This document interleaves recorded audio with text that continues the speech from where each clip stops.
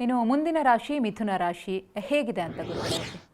ಹೇಳ್ಬೇಕಾದ್ರೆ ಒಂಥರ ಸಂತೋಷ ಆಗುತ್ತಮ್ಮ ಮಿಥುನ ರಾಶಿದು. ಯಾಕೆಂದರೆ ನೊಂದು ಬೆಂದಿರತಕ್ಕಂಥ ಜೀವಕ್ಕೆ ಒಂದು ನಾನಿದ್ದೀನಿ ಅಂತ ಒಂದು ಭುಜದ ಮೇಲೆ ಕೈ ಹಾಕಿ ಧೈರ್ಯವಾಗಿರುವಂಥ ಹೇಳುವಂಥ ಶಕ್ತಿ ಯಾರು ಕೊಡ್ತಾರೋ ಅವ್ರು ನಮಗೆ ದೇವರಾಗ್ಬಿಡ್ತಾರೆ. ಹಾಗೆ ಮಿಥುನ ರಾಶಿಯವರಿಗೆ ಅಂಥ ಶಕ್ತಿ ಒಂದು ಈ ಗುರುಬಲದಿಂದ ಸಿಗ್ತಾ ಇದೆ. ಎಷ್ಟರ ಮಟ್ಟಿಗೆ ಅಂತಂದರೆ ಜೀವನದಲ್ಲಿ ಕಾಣದೇ ಇರತಕ್ಕಂಥ ಸುಖ ಸಂತೋಷವನ್ನು ಕಾಣುವಂಥ ಸಂದರ್ಭ ಪ್ರಾರಂಭ. ಕಳೆದ 2 ವರ್ಷದಿಂದ ಆಲ್ಮೋಸ್ಟ್ ಝೀರೋ ಯಾರು ಮಿಥುನ ರಾಶಿಯವರು. ಈಗೇನಾಯಿತು, ಗುರು 2ನೇ ಮನೆಗೆ ಬಂದರು. ಒಳ್ಳೆ ಎಷ್ಟೋ ಜನಕ್ಕೆ ಮಿಥುನ ರಾಶಿಯವರಿಗೆ ಮದುವೆ ಆಗದೆ ವೈರಾಗ್ಯ ಸನ್ಯಾಸತ್ವ ತೊಗೊಂಬಿಡೋಣ ಅನ್ನೋಷ್ಟು ವೈರಾಗ್ಯತ್ವ ಬಂದ್ಬಿಟ್ಟಿತ್ತು.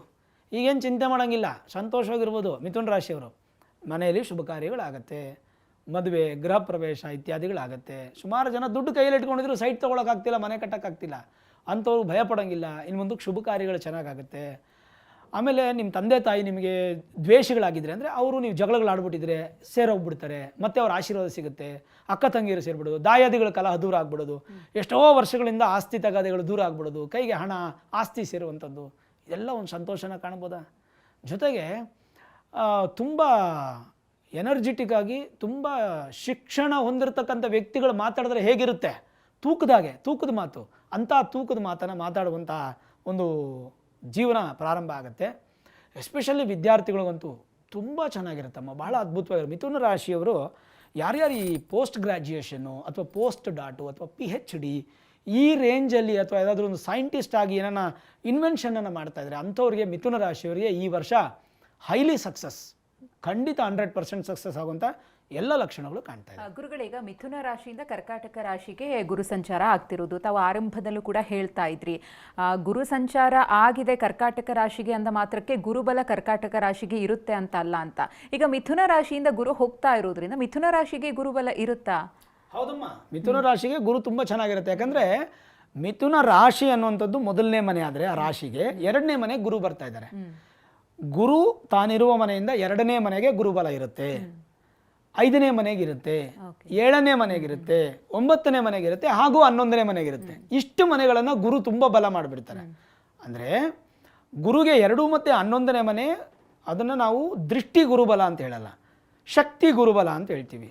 ದೃಷ್ಟಿ ಗುರುಬಲ ಇರೋದು 5, 7, 11ನೇ ಮನೆಗೆ ಮಾತ್ರ. ಅದನ್ನು ನಾನು ಹೇಳ್ತೀನಿ ಮುಂದಕ್ಕೆ. ಈ ಎಕ್ಸಾಂಪಲ್ ಹೇಳೋದಾದರೆ ನಿಮಗೆ ಮೀನರಾಶಿಯವರಿಗೆ ಮತ್ತು ಮಕರ ರಾಶಿಯವರಿಗೆ ಮತ್ತು ವೃಶ್ಚಿಕ ರಾಶಿಯವರಿಗೆ 5, 7, 9ನೇ ಮನೆ ದೃಷ್ಟಿ ಬೀಳುತ್ತೆ. ಅದು ದೃಷ್ಟಿ ಬಲ, ಇದು ಶಕ್ತಿ ಬಲ. 2ನೇ ಮನೆ ಮತ್ತು 11ನೇ ಮನೆ ಶಕ್ತಿ ಬಲ. ಈಗ ಮಿಥುನ ರಾಶಿಯವ್ರಿಗೆ 2ನೇ ಮನೆ ಗುರು ಅಂದರೆ ಶಕ್ತಿ ಬಲ ಅನ್ನುವಂಥ ಶಕ್ತಿ ತುಂಬ ಚೆನ್ನಾಗಿ ವೃದ್ಧಿಯಾಗುತ್ತೆ. ಎಸ್ಪೆಷಲಿ ಟಾಪ್ 12ಅಲ್ಲಿ ತುಂಬ ಅದ್ಭುತವಾದಂಥ ಸ್ಥಾನ, ಟಾಪ್ 3rd ಪ್ಲೇಸಲ್ಲಿ ಬರುವಂಥದ್ದು ಈ ಸಲ ಮಿಥುನ ರಾಶಿ. ಅಷ್ಟು ಚೆನ್ನಾಗಿದೆ ಮಿಥುನ ರಾಶಿಯವರು. ಸಂತೋಷ, ತುಂಬ ಚೆನ್ನಾಗಿ ಸಕ್ಸಸ್. ಎಲ್ಲ ಕ್ಷೇತ್ರಗಳು, ಆರೋಗ್ಯ, ಉದ್ಯೋಗ, ಪ್ರತಿಯೊಂದು ಕ್ಷೇತ್ರದಲ್ಲೂ ಕೂಡ ಅವರು ಉತ್ತಮರಾಗಿರ್ತಾರೆ. ಹೌದು, ಅವರವರ ವೃತ್ತಿಯಲ್ಲಿ ಅವರವರು ಖಂಡಿತ ಬೆಳೀತಾರೆ. ಮಿಥುನ ರಾಶಿಯವರು ನನಗೆ ಕಷ್ಟ ಇದೆ ಅಂತ ಈ ಸಲ ಯಾವುದೇ ಪರಿಹಾರ, ಪೂಜೆ, ಶಾಂತಿ ಮಾಡೋ ಅವಶ್ಯಕತೆ ಅಂತೂ ಖಂಡಿತ ಇಲ್ಲ. ಅದಂತೂ ವೆರಿ ಕ್ಲಿಯರ್ ಆಗಿ ಹೇಳ್ತೀನಿ ನಾನು. ಹಾಗಿದ್ರೆ ಪರಿಹಾರ ಸೂಚಿಸ್ತೀರಾ? ಪರಿಹಾರನೂ ಮಾಡ್ಕೋಬೇಕಾಗುತ್ತೆ. ಯಾವ ಥರ ಅಂತ ಹೇಳ್ತೀನಿ ನಾನು. ನೋಡಿ, ಮಿಥುನ ರಾಶಿಯವರಿಗೆ 3ನೇ ಮನೆಯಲ್ಲಿ ಕೇತು ಇದ್ದಾರೆ. ಈ ಡಿಸೆಂಬರ್ ತಿಂಗಳು ಅಂದರೆ 2026 ಡಿಸೆಂಬರ್ 14ನೇ ತಾರೀಕುವರೆಗೂ ಕೇತುವಿನ ಪ್ರಭಾವ ಇರುತ್ತೆ. ಸ್ವಲ್ಪ ನೆಗೆಟಿವಿಟಿ ಅಂತ ಹೇಳ್ಬೋದು ನಾವು. 9ನೇ ಮನೆಯಲ್ಲಿ ರಾಹು ಇರುತ್ತೆ. ಎಲ್ಲ ವೃದ್ಧಿ ಆಗ್ತಾ ಇರುತ್ತೆ, ತುಂಬ ಚೆನ್ನಾಗಿರುತ್ತೆ, ಪ್ರತಿಯೊಂದು ಅನುಕೂಲ ಆಗ್ತಾ ಇರುತ್ತೆ. ಇನ್ನೆಲ್ಲೋ ಒಂದು ಕಡೆ ನಂಗೆ ಆಗೋಗ್ಬೇಕು ಅನ್ನೋ ಟೈಮಲ್ಲಿ ನಿಂತು ಬಿಡುತ್ತೆ. ಅದು ರಾಹುವಿಂದ 9ನೇ ಮನೆ ಭಾಗ್ಯಗಳು ಸ್ಟಾಪ್ ಆಗುವಂಥದ್ದು, ಅಥವಾ ಕೇತುವಿನಿಂದ ಸ್ವಲ್ಪ ಸಮಸ್ಯೆಗಳಾಗೋದು. ಹಾಗಾಗಿ ಸುಬ್ರಹ್ಮಣ್ಯನ ದರ್ಶನ, ಸುಬ್ರಹ್ಮಣ್ಯನ ಆರಾಧನೆ, ವಿಭೂತಿಯನ್ನು ದಾನ ಮಾಡುವಂಥದ್ದು, ಭಸ್ಮವನ್ನು ದಾನ ಮಾಡುವಂಥದ್ದು, ಈ ಥರ ಮಾಡುವಂಥದ್ದು ಸ್ವಲ್ಪ ತುಂಬ ಅನುಕೂಲ ಆಗುತ್ತೆ. ಆಮೇಲೆ ಸುಬ್ರಹ್ಮಣ್ಯ ಅಂತಂದರೆ ನಾವು ಸೇನಾಧಿಪತಿ ಅಂತ ಹೇಳ್ತೀವಿ ಅಥವಾ ಸೈನಿಕ ಅಂತ ಹೇಳ್ತೀವಿ.